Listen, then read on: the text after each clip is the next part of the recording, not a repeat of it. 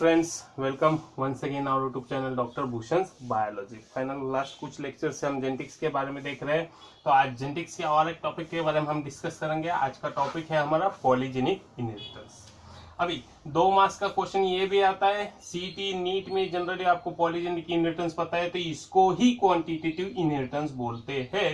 ये आपको पता होना ही जरूरी है। 2 मार्क का सेट में भी क्वेश्चन आपको इजीली मिल सकता है, गेट पेट में भी मिल सकता है। आपको इतना पता होना जरूरी है, polygenic inheritance is also called as quantitative inheritance.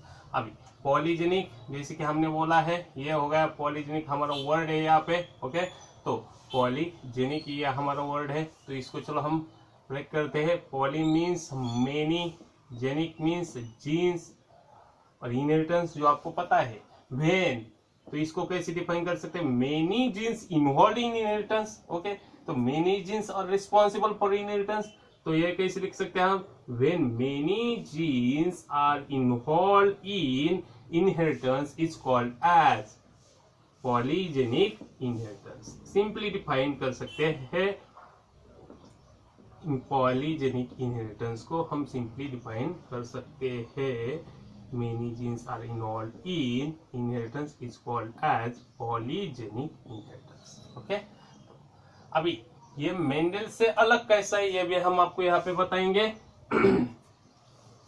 तो मेंडल से अलग कैसा है, चलो मेंडल जी ने क्या कहा था? 1 जीन। अभी आपको एक ध्यान में रखना है, यहाँ पे हम जब भी लिखते हैं Mendel, okay, according to Mendel, और यहाँ पे लिखते हैं 1 जीन, तो जीन एक्चुअली मेंडल जी ने नहीं कहा था। मेंडल जी ने कहा था transmission of character from 1 generation to another generation due to factor.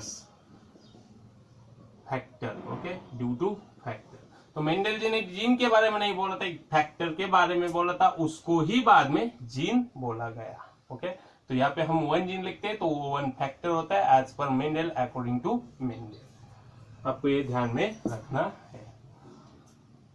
1 gene is control और रिस्पॉन्सिबल फॉर 1 कैरेक्टर। अभी यहाँ पे क्या है? पॉलीजीन से, पॉलीजेनिक मीन्स क्या है यहाँ पे? Many genes, many genes are responsible for, many genes are responsible for particular character. अभी यहाँ पे आप देखोगे, अगर हमने हाइट एज ए कैरेक्टर, अगर हमने नहीं पी में हाइट एज ए कैरेक्टर लिया था हमने, तो हाइट क्या हमें क्या मिले? 2 ट्रेट मिले, टॉल एंड डॉफ। ओके, तो यहाँ पे हम क्या देख रहे हैं? ये क्या है?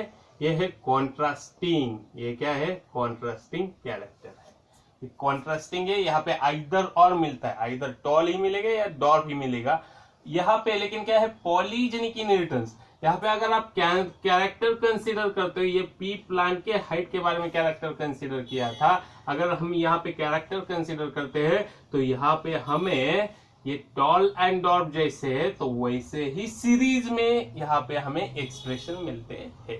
ओके, तो कैसे हम यहाँ पे देखने वाले हैं। तो हाइट एज अ कैरेक्टर हमने कंसीडर किया है, human height as a character. तो अभी ह्यूमन हाइट में आप देखोगे 1 centimetre, 2 centimetre, 3 centimetre, 4 centimetre, 5 centimetre, 6, 7। अभी इसमें भी हमें क्या मिलता है? 1 to 7 अगर हमने पकड़ लिया एग्जांपल ह्यूमन हाइट के बारे में, इसमें भी हमें क्या बोलते हैं? मिलते हैं ग्रेडियंट मिलते हैं। ग्रेडियंट क्या है? कंटिन्यूअस वेरिएशन इसमें हमें ऑब्जर्व होते हैं। और कंटिन्यूअस वेरिएशन की वजह से क्या है? एडिटिव और क्यूमुलेटिव, एडिटिव और क्यूमुलेटिव इफेक्ट यहाँ पे हम देख सकते हैं। अब ये क्या है एडिटिव और क्यूमुलेटिव इफेक्ट? समझो यहाँ पे हमने लिया है height as a character human के, तो हमें ये हाइट ऐसे भी मिलते हैं कंटिन्यूअस वेरिएशन में 1.1, 1.2, 1.3, that is in fractions. Fraction में भी हमें यहाँ पे हाइट मिलती है। यहाँ पे क्या था? कॉन्ट्रास्टिंग था, टॉल या डॉफ। यहाँ पे क्या है? हमें फ्रैक्शन में मिल रहा है, ग्रेडियंट्स में मिल रहा है। इसमें हम क्या है? कैरेक्टर जो है, जो फेनोटाइपिक एक्सप्रेशन है, वो कंटिन्यूअस वेरिएशन में होता है। ओके, तो इसको हम बोलते हैं पॉलीजेनिक इनहेरिटेंस। अब ये हम देखने वाले इसके एग्जांपल क्या है। फ्रैक्शन है यहाँ पे और कंटिन्यूअसली सीरीज में आपको एक्सप्रेशन मिल रहे हैं, तो इसको हम बोलते हैं पॉलीजेनिक इनहेरिटेंस। तो यहाँ पे हम देखेंगे ये क्या है, इसके एग्जांपल क्या है। तो एग्जाम्पल क्या आ सकते हैं? जनरल एग्जाम्पल, अगर जनरल कैरेक्टर हम कंसीडर करेंगे तो जनरल कैरेक्टर में क्या आ सकता है? ह्यूमन हाइट तो पहला हो गया। दूसरा क्या आ सकता है? Human skin colour. आपको दो ही पता होंगे, तो ह्यूमन के स्किन कलर के बारे में हम ये डिस्कस भी करने वाले हैं, तो स्किन कलर ऑफ ह्यूमन। तीसरा क्या हो सकता है? ह्यूमन इंटेलिजेंस हो सकता है। ह्यूमन इंटेलिजेंस, 3-4 पॉइंट्स इसमें आ सकते हैं, और भी कुछ होंगे। हाँ, तो यहाँ पे डिस्कस क्या किया गया है एक्चुअल में, ये भी हम देखेंगे।